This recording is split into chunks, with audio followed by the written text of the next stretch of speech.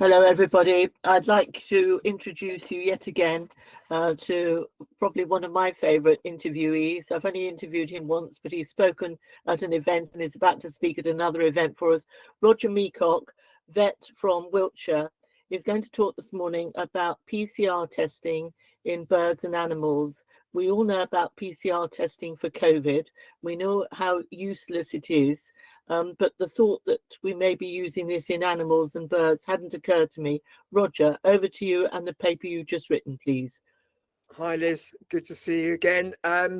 Yeah, I mean, PCR, a bit like you, or most people, I suppose, we'd only really heard about it much before COVID. And I wasn't really aware how widely it was being used because I don't do first opinion practice, and I do holistic stuff, so I'm not sort of involved in anything where I would be doing PCR testing. So I started off by I was sort of hearing about what was happening with the highly pathogenic avian influenza HPAI, and I was concerned, obviously having learnt what I knew about PCR through the whole COVID situation, that things were going to be used in the animals, and potentially PCR was going to be used for diagnosing the HPAI in farms. And obviously at that time, when I started looking at it, there was also things happening in the US where they were starting to test cows as well, and obviously what happens in the USA often ends up coming over here. So I sort of contacted DEFRA and the Veterinary Medicines Directive, and I said, well, why the hell are you licensing and allowing PCR tests to be used in animals when Carrie Mullis, who developed it, said that it wasn't suitable? And why did you authorize it? And they got back to you and said, we haven't authorized anything. It's not a medicine, so it's not authorized. And I was saying, what are the false positives? What are the false negatives? Because if you've got a disease of low incidence, which you automatically will do in terms of HPAI in cattle, then the false positive rate is very high. And by high, I mean it's over 90% and very close to 100%. So and they came back to me and said, oh well, we know what we're doing. The laboratory staff know how. So I know that they know the nuts and bolts of doing the test. That's not under question. The question is the interpretation of it. What is the CT cycle, which is the number of times they replicate the cycle of within the PCR test to amplify up the original material, and what is the false negative or false positive rates of both? And they said, oh well, they just sort of didn't bother answering, or well, the discussion ends here, sort of thing. So I was sort of wasn't really very happy with that, as you can imagine. It was clear to me that they didn't really understand the false positive and false negative risk whatsoever. And yet potentially cull orders and restriction orders and movement restrictions and things could be put in place on the basis of PCR testing, which obviously has huge financial implications for the farmers, and obviously potentially the farmers around them in whatever exclusion zone gets put around them. So I'd already written my open letter of concern to the Veterinary Medicines Directive over the use of mRNA in animals back in July 23. So I thought, well, one of the vets who co-signed actually the only other vet who co-signed that open letter of concern was based in the US. And so Max said to me, why don't you write a paper on the PCR test? And he said, you can submit it to the Journal of Independent Medicine, and we'll see if they'll publish it. And so that's what I did, and that's what's happened. So it's been through a peer review process and has obviously been published now. So you know, all the people who, you know, were saying that PCR isn't fit for purpose and shouldn't be used in these situations, and we don't know the false positive and false negative rates, and we need to know what the CT cycle number is before you can properly interpret the results. You know, those of us who, you know, have been saying that for the last few years and have been called conspiracy theorists and all the rest of it, well, we're not. It's now published, it's been peer reviewed, and you know, I put within that paper, obviously I wrote it in terms of the perspective of HPAI, but so you can extrapolate the principles that I've laid out there across the board to other diseases and other species, including two-legged ones. So you know, that it's now on record that that PCR is only testing for that short sequence of nucleotides within a DNA or an RNA sequence, and that's it.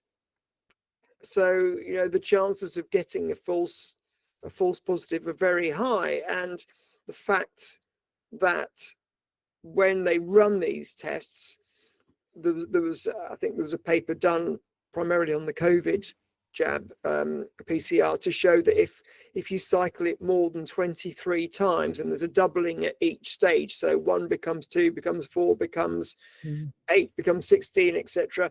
You know, by the time you've done that 24 times, the original amount that you had there must be regarded as not being infectious. So a lot of these tests are being run to at least 40 times. So we've got to know at what point within that number of cycles that the positive actually occurred. Because if it's less than 23, you could regard it as clinically significant up to a point. But above 23, you've got to say, well, it's actually insignificant. It's clinically insignificant. And the point is, because they're only looking for these relatively short lengths of primer, whenever it comes back as a positive, there's an automatic assumption that therefore what you've tested and is positive matches what it says on the box that they're testing for. And whereas Carrie Mullis developed the PCR test as a laboratory only test to detect between two known different sequences of DNA, so that they could tell whether some genetic engineering they'd been experimenting with or a mutation that they were trying to find had actually occurred. So you knew that there was either A or B, and the PCR would help you work out whether that you had both or just one, and whether your genetic engineering was successful, the mutation had occurred or hadn't occurred, and all the rest of it. So it was a very precise test, which is why he got the Nobel Prize for it. But when you're taking a swab from any clinical situation, you know, we've got this microbiome, which is, you know, 90% of the cells of an organism are microbiome, which is bacteria, viruses, fungi, protozoa, whatever other unicellular organisms we've got hanging around on or in us. And so if you take a swab, it will be contaminated with this whole soup of pathogens there.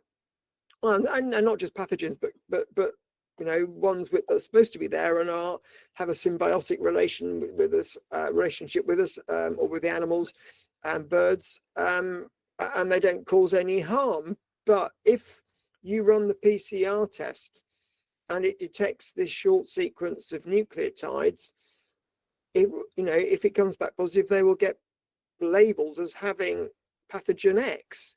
And there's no concept within their thought process to consider that actually it might be friendly bacteria Z that has actually got that as its normal sequence, as part of its normal sequence, or might even have a mutation of which might also include that sequence as well. So it's, you know, the reading of a PCR test in a clinical situation isn't an exact science, and yet it's being portrayed as being so, and paperwork being issued on the back of it. So, you know, we've got a situation where farmers and their animals and their flocks are being put at risk on the back of PCR testing. So the point I made in the papers, you know, PCR tests should not be used as a standalone. You've got to back it up with isolation, you know, and incubation and isolation, proper identification to ensure that what you think is there is actually there. And although that process takes longer, you know, then you've got to do it before you start issuing cull orders, and the like. So, you know, that was part of what I pointed out in the paper. But the other part that I pointed out in the paper was that a lot of the research that's being done on pathogens is also using PCR to identify them.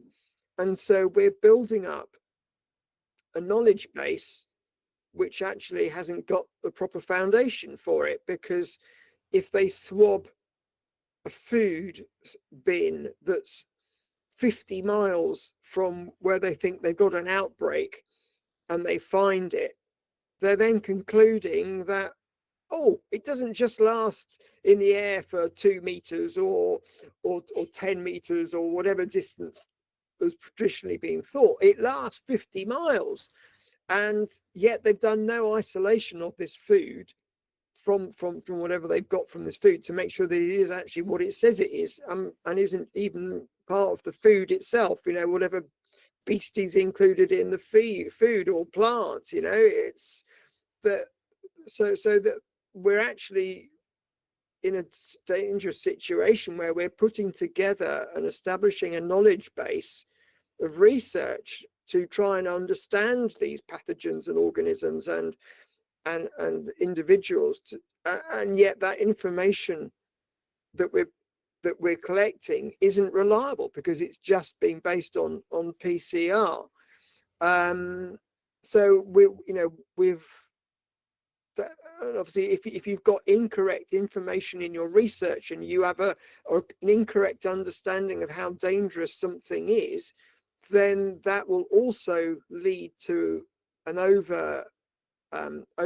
overreach of consequences if something is found, even if it's found legitimately and it is correctly identified, that it will be perceived to be a far greater threat than it really is, because the research that's been used to get the knowledge base behind it isn't reliable. So we've got sort of 2 levels of incompetence, really. One is at the research level and the other is at the clinical diagnostic stage. So, you know, you can use PCR potentially, I suppose, as an initial screen, but you shouldn't be basing any major decision on it. And we also know that there's cross-reactivity.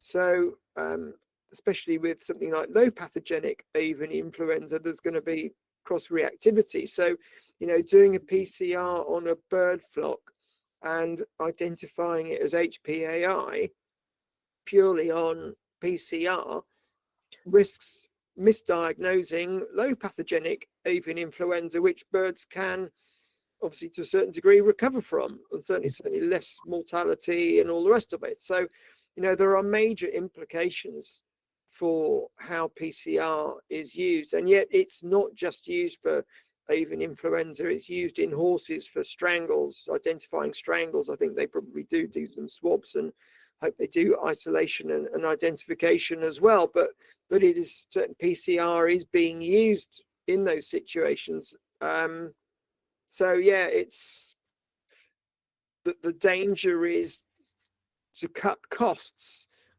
They will end up saying, well, we don't need to do isolation and identification anymore because PCR is so reliable, which of course it isn't. because it becomes a self-fulfilling,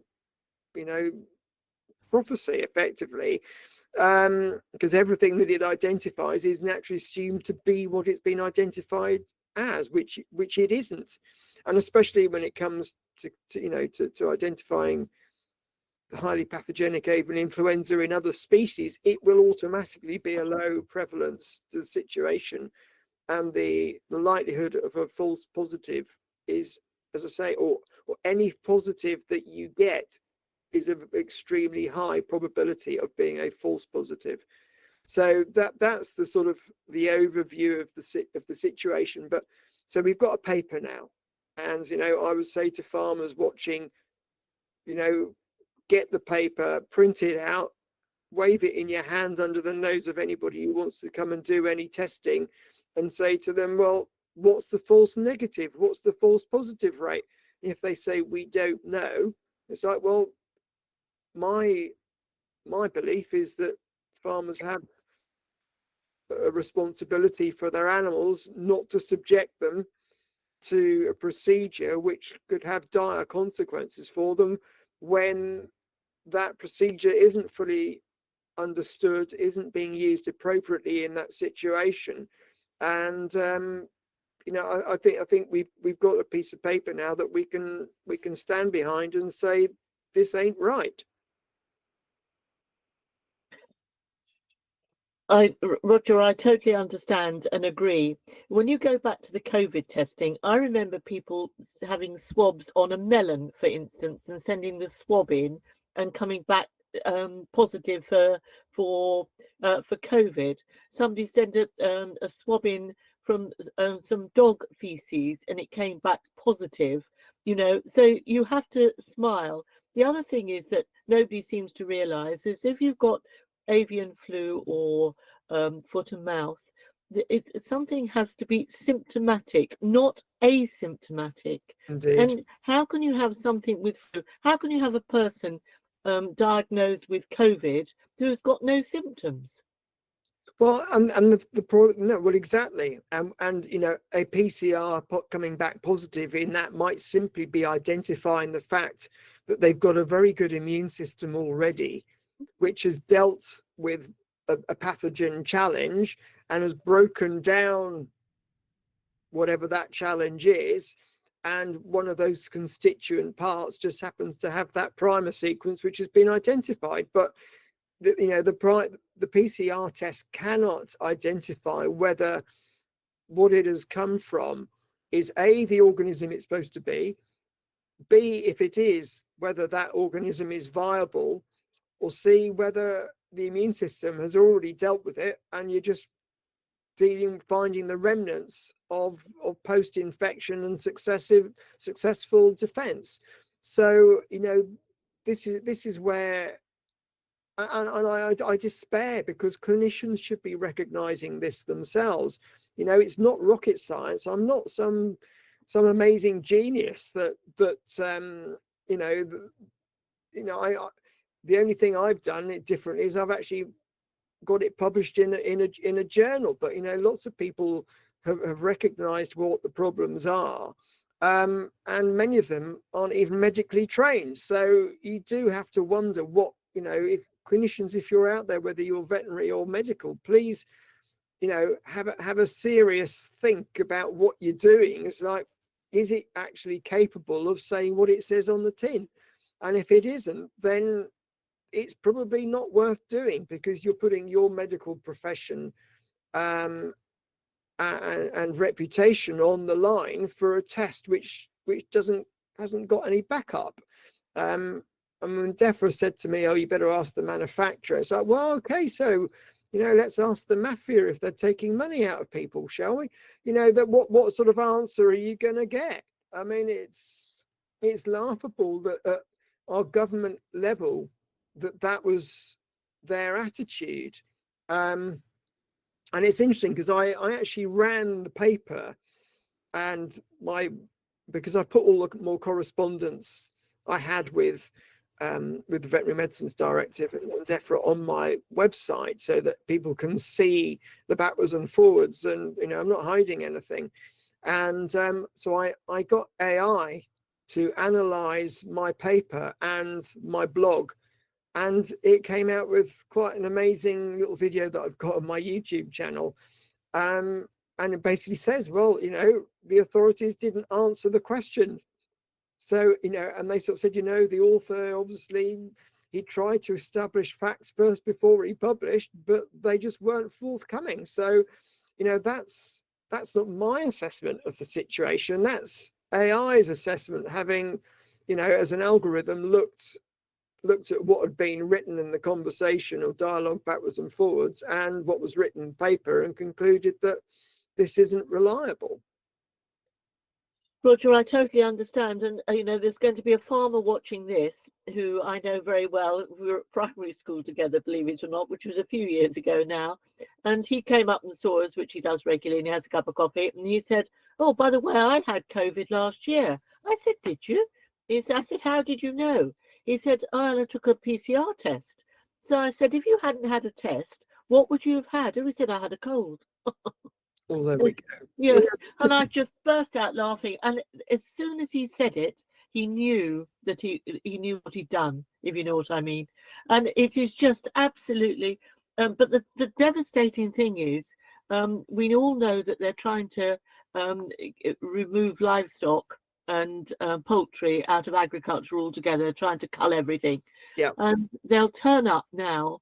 And what we've got to do is robustly prevent all this culling, which we think is going to happen this winter, either by foot and mouth being brought back into brought back onto the scene, totally without any foundation whatsoever. You can't have an animal that's got foot and mouth that is asymptomatic, Roger. I'm not a vet, but I've been farming all my life, and you can't.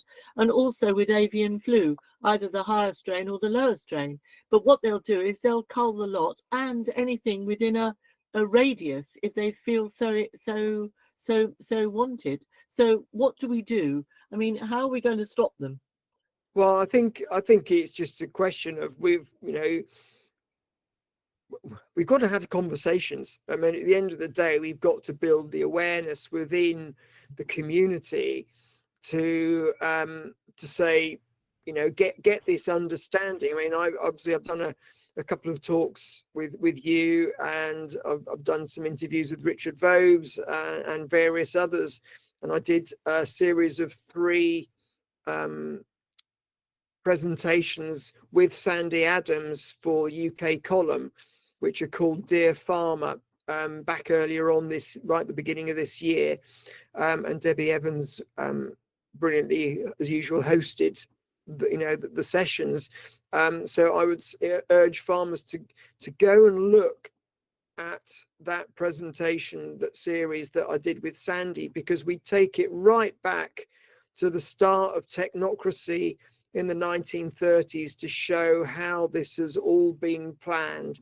And it's all the big organizations, through the Club of Rome, the Trilateral Commission, the United Nations, you know, the whole caboodle is part of this agenda to get rid of farming and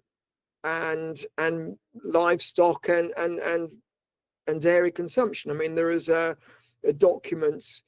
They've actually even got an absolute zero document when it comes to CO2, which shows how stupid and ignorant they really are.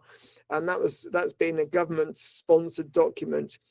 And they've got a table in there where they're talking about what the targets for meat and dairy consumption, and they would like us to have zero meat consumption by 2030, but they think realistically they can get it down to 16 kilos per person per year, which, you know, so when the government says they support farming, well, how can you support farming when you've got as a policy document somewhere, or you sponsored documents along the line which say that you're going to get meat consumption down to zero? I mean, how is that supporting farming? So, you know, it's a complete lie, and the NFU need to wake up and realize as well, and stop pandering to government. They need to sort of say, look, you know, what you're saying doesn't match your own documentation. So, but we're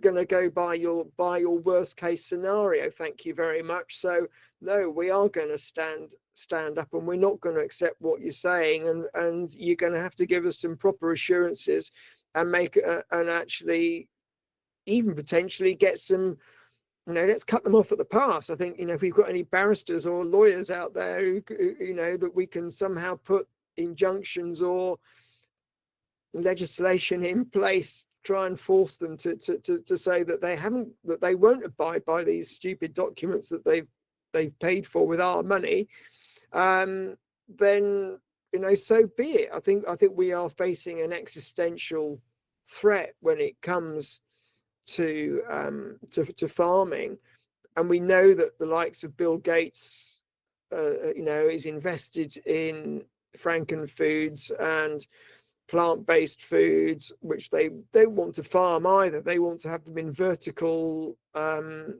warehouses effectively. So it's even those farmers who are sort of more arable might think that they're perhaps aren't under the same threat. Well, you are.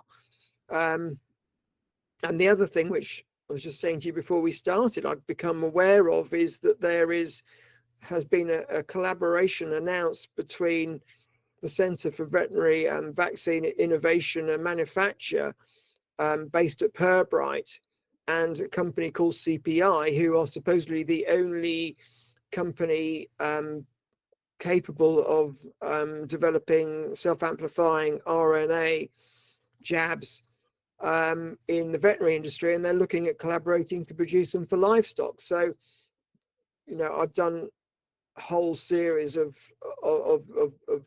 notes on how that could potentially cause prion diseases in our meat.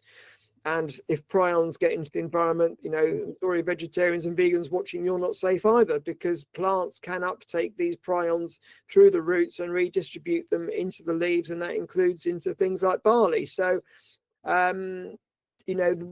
we are absolutely at risk of poisoning, because there's no other way of describing it really, our environment in such a way that we are creating an existential threat for life, because we eat the food, we need food to eat, our animals need food to eat that's healthy, and if prions are going to be spread and the risk of increase throughout, we then increase the risk of things like super prions, where at the moment prions are fairly species limited. There is some cross infectivity, whereby we had the mad cow disease BSE, where the bovine form could cross and cause new variant CJD in people. But if we are injecting animals in huge numbers,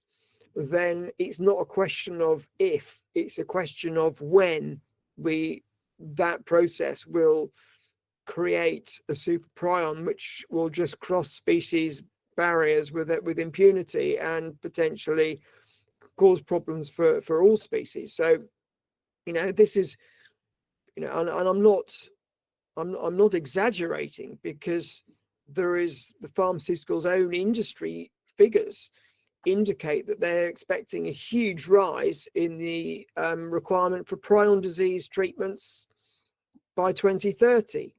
So so the industry itself, and they use these predictions to forecasts to have put huge investment into what they're going to research. So if they're saying that prion diseases are going to be significantly increased by 2030, and therefore require the treatment, and this is a good place to put research and funding into for the pharmaceutical industry, you can bet your bottom dollar they're not doing it on a whim.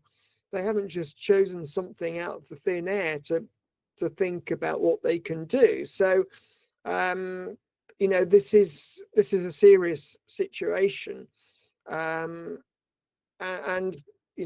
we don't want it in our livestock. We don't want it in any livestock anywhere around the world. because obviously produce, we import food, so we don't want any imported food coming in that's been contaminated either. Although how that was supposed to happen when they want zero flights and zero shipping, I'm not, and we haven't got food security now, with 40% food security. I know Mark Byford told me the other day, then if we're not going to ship food in, how the hell are we supposed to feed?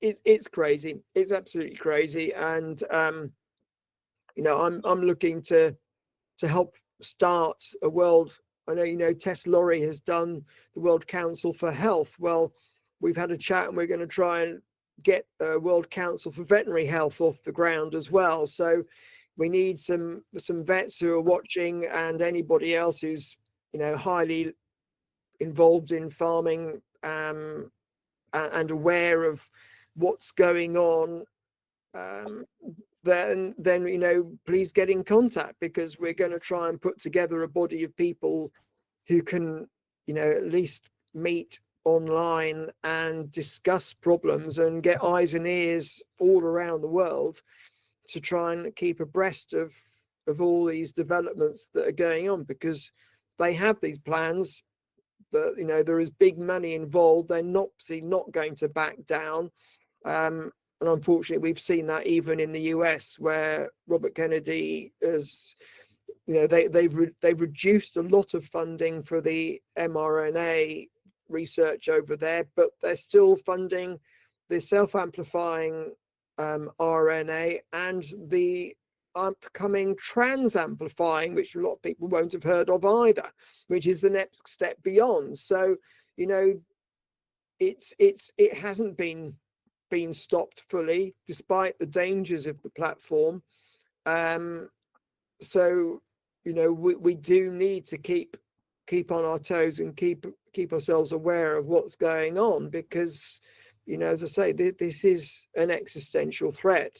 And if people aren't worried about themselves, I think they'll go naturally before any prion disease gets them. All we've got generations coming, and we've already got fertility problems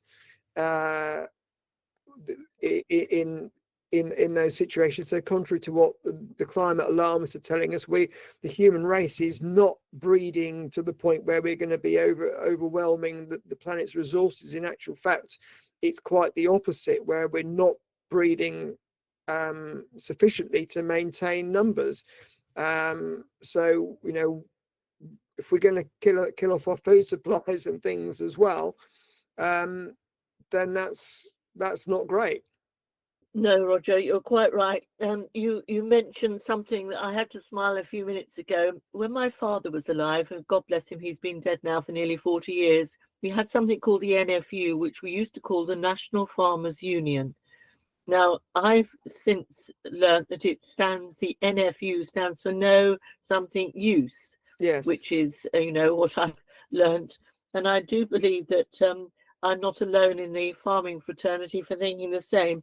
You also mentioned Mark Byford, who's done a wonderful job on the Fork the System tour. Yeah. And I'll do a little plug for us now. You and he are both speaking on the 27th of September in Hereford, at Hereford Racecourse. And the thing that people don't look at, and I learned and met a wonderful man in America called Dr. David Martin. Yes. And if you look up the patents and see what patents have been applied for instance, Microsoft applied for a patent to check people through their bodily fluids. Now, you could only check people through their bodily fluids if you put something in, some sort of metal, which can then be traced.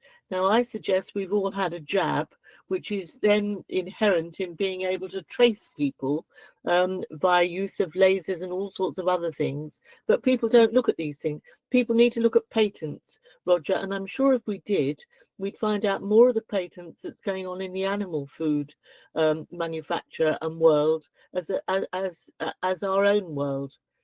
Yeah, I think a bit of mitigation on that is just because something's been patented doesn't mean they can do it, thankfully.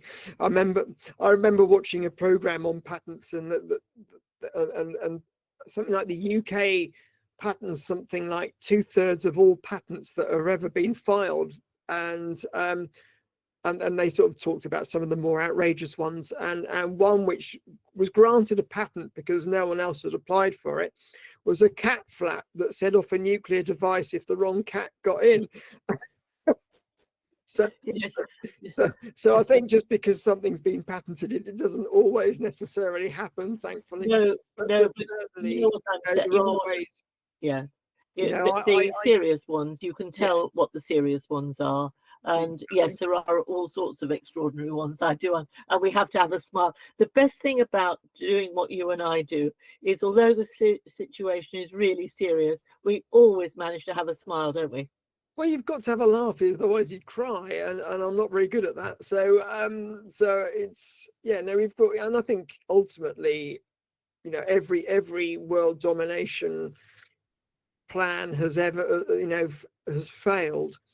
So, you know, the Romans failed, Genghis Khan failed, and the British Empire has failed. But although you could say actually what's happening now has been a parallel or a sideways step from the British Empire into NGOs and corporations. So it's not a country which is dominating the world. It is organizations within their own fields. And this is something that we need to be aware of. And I was reading a book called Forgotten History, what happened, and it went through what actually happened before World War I, and how an elite group actually organized and set up the whole of World War I. And unfortunately, they were based in Britain and not Germany. Germany actually didn't want to go into World War I. They did absolutely everything to try and stop it.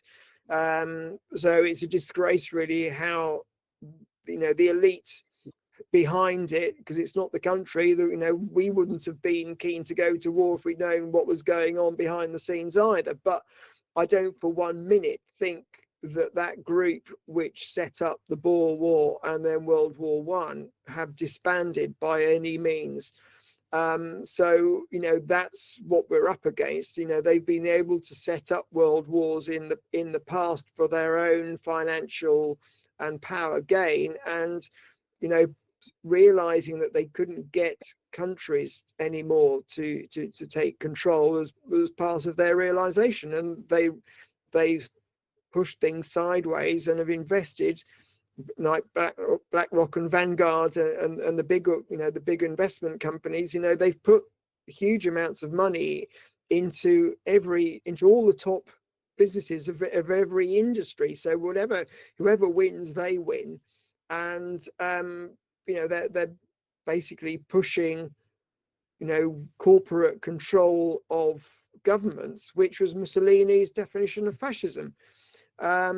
So this is the world that we're being moved into, and it's only going to stop when the people actually say no. And relying, unfortunately, on the likes of Trump isn't going to work either, because he's just controlled by a different set of elite. I think the Biden was controlled very much by the industrial military complex. I think Trump is controlled by the financial complex, of which BlackRock comes into that, and they've obviously got fingers in the industrial military one as well. So there's a crossover there. But people are, leaders of countries and in other, aren't going to do it for us. We've got to stand up. Individuals have got to stand up for yourself, and and be counted. There's a lot of people who talk about standing up, but when it actually comes to doing something to actually walk the talk, they don't. And those people who talk the talk but don't walk it actually are no different from those who are doing nothing. And actually, if anything, they're worse, because at least the people who don't realize have been fallen for the psyop. They've got that excuse that they haven't realized they've fallen for it hook, line and sinker. But those of us who are awake, you need to stand up and you need to walk the talk, not just talk the talk. And I think, Roger, when you look at it, the dear old rural countryside. We started Farmers Food and Freedom, which is really going to take off from the 1st of September. Everybody's very busy with harvest and what have you at this time of the year, etc. So 1st of September, we're really going to take off. And it will be the people in the rural countryside who all understand what's going on. You talk to a tree surgeon or a carpenter or a farmer, they've got far more idea of what's going on in the world than all your educated people. You know, you talk to a banker or a solicitor or a teacher, they've got no idea really what's going on, but everybody else has got a great feel that there is something very wrong and they're going to put it right. So we will do it. There's no question about that. I've never had a doubt. And I think it's a very exciting time in some ways that we're living through. And I can't wait for the 27th of September when we're all together again, because we discuss all the things that are being thrown against us, not just the discussion that we've had this morning. So it'll be a great event again. And I can't thank you enough for this morning. Roger, we'll publish your paper as well online and put your website up. And thank you for giving us your time this morning. No, pleasure, Liz. We know we just got to get the message out. That's what we're doing. and with a smile. Absolutely. We're going to win.